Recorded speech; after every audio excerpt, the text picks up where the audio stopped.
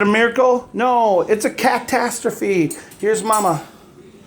Mama's been licking so much fur, cleaning her babies, that we're feeding her butter to get her hairballs out. It helps eradicate hairballs, lubricates her stomach. Here's the babies.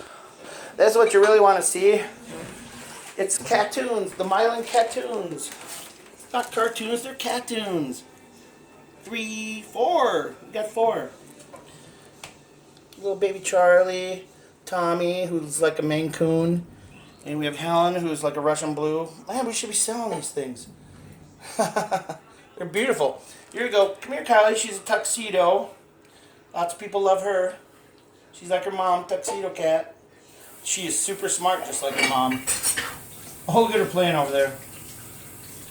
Oh, they're chomping away. They love solid kibble food. They love it, and they drink water, just like big cats now. They do everything big cats do. They're just miniature versions. I wish they could stay this small forever. They're so cute to carry around, and they snuggle with you because they're human raised. And I paid a lot of attention to them every single day when they're little babies.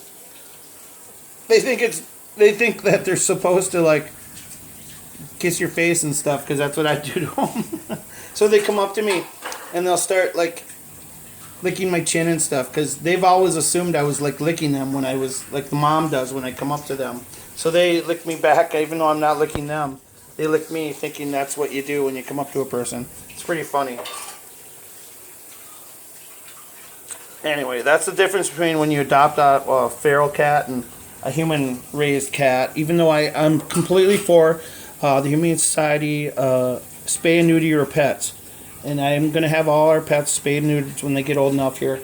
And including the mom and the dad. And don't worry about that, everybody. This is a once-in-a-lifetime opportunity for my kids and my wife who had never had kittens before or seen kittens born or anything like that. And I grew up in a house where my dad groomed dogs. And we had kittens too. So I had litters of kittens and dogs. And I loved it and I wanted my kids to experience that. So that explains what's going on here. And we have a wild semi-feral cat named Charlie. He's like big like a Maine Coon. And he's a tick tabby. And I never neutered him because he's super, super, super friendly, even though he's feral. And I liked his genes. So I never took him out of the wild and had him neutered. I waited, I thought, you know, if he's going to be a father to a cat, at least the cats that he fathers will be adoptable because they'll have his bloodline and be docile if they're like, you know, feral. So that was my strategy on this. But eventually a female came along last fall and she was so smart. Little Cairo over here. She was so smart. She went for walks with me just like a dog. And she wasn't even mine. I don't know where she came from. She came here over the course of a month and then she left for a while. Came back again, and then we took her in, but then she escaped. We took her to the vet, found out she was pregnant, but then she escaped for 3 weeks. And she came back, and she didn't have her kittens. She got trapped somewhere, and something, her body took the kittens away, miscarriage or something. And so we took her to the vet. She's okay, but then I thought, you know what? This is my opportunity. We have these 2 really smart, docile street cats that we're kind of taking care of, giving food to. We should have kittens with them. And lo and behold, that's what we did.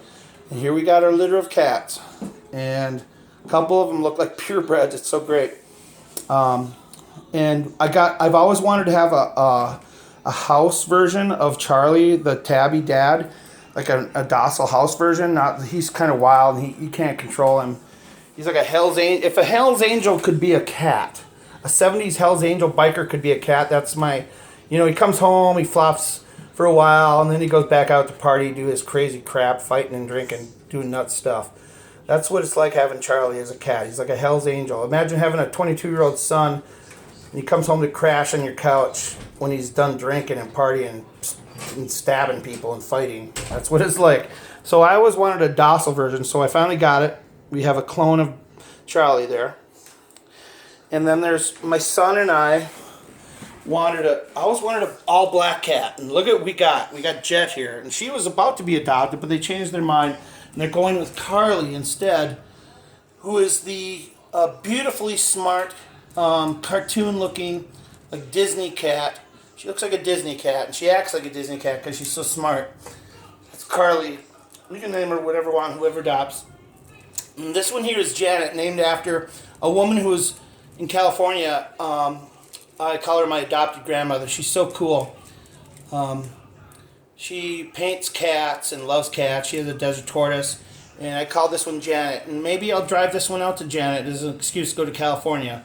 Janet, if you're watching this cat might be coming for you. I'm dead serious, too. Oh, we have Big Helen. Big Helen here now.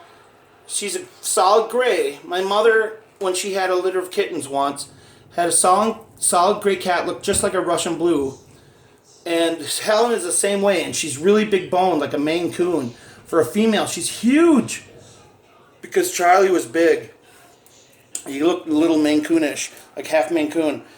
And that's why he's so great. That's why I call him Charlie, because he's like Charlie the Lonesome Cougar from the 1967 movie Charlie the Lonesome Cougar. And if there's any Disney people watching, what are you waiting for? Get that up on Disney Plus. You put all the other animal ones up except for Charlie the Lonesome Cougar. What are you waiting for? It's one of my favorite films ever. So go check out Charlie the Lonesome Cougar. If you can find it on YouTube. They don't have it on Disney Plus, unfortunately. It's so great. Narration is by, oh shoot, what's his name? Anyway, I'll get back to you on that. And here's the cats. There's baby Charlie, and that's Big Tommy. Now, Big Tommy is being adopted out. He is like an unofficial Maine Coon. He is huge, dude. He's so huge. And he is so big boned, and he has the most beautiful tiger stripes. His fur is super thick. He's almost like a Norwegian forest cat, a little bit, you know? I mean, seriously, he is something else.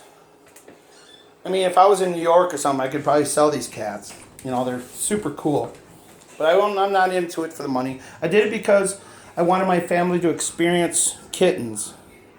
And I always wanted, I was crossing my fingers for that little one in the corner, the docile little guy with the cute tiger chest, baby Charlie. Now, what I was saying is this big, huge one here, Helen, this girl cat who's huge. My parents had a cat that looked just like that. His name was Chomper, and we hand-raised him by a bottle because, unfortunately, Mom died when they were like 1 day old. And so we had to raise these kittens by hand with a bottle, eyedropper, and everything. And so they were very human-friendly, and I just loved that cat, Chomper. He was a male Russian blue, looked just like Helen. So this is going to be great. And my wife, who dated me in high school, remembers that cat too and just loved him. So we're probably going to keep Helen, you know, because of Chomper. It looks just like Chomper. We loved that cat. He lived in old age. He was beautiful, and he was human-raised. I mean, literally, not just like, you know, in a house, but human-fed and everything. I even did a squirrel like that once. Squirrels are okay till they hit puberty. They're like chimpanzees. Once they hit puberty, man, those chemicals make their brains go squirrely. Haha, pardon the pun. All right, jokes are over. So I'm heading out. All right, bye-bye.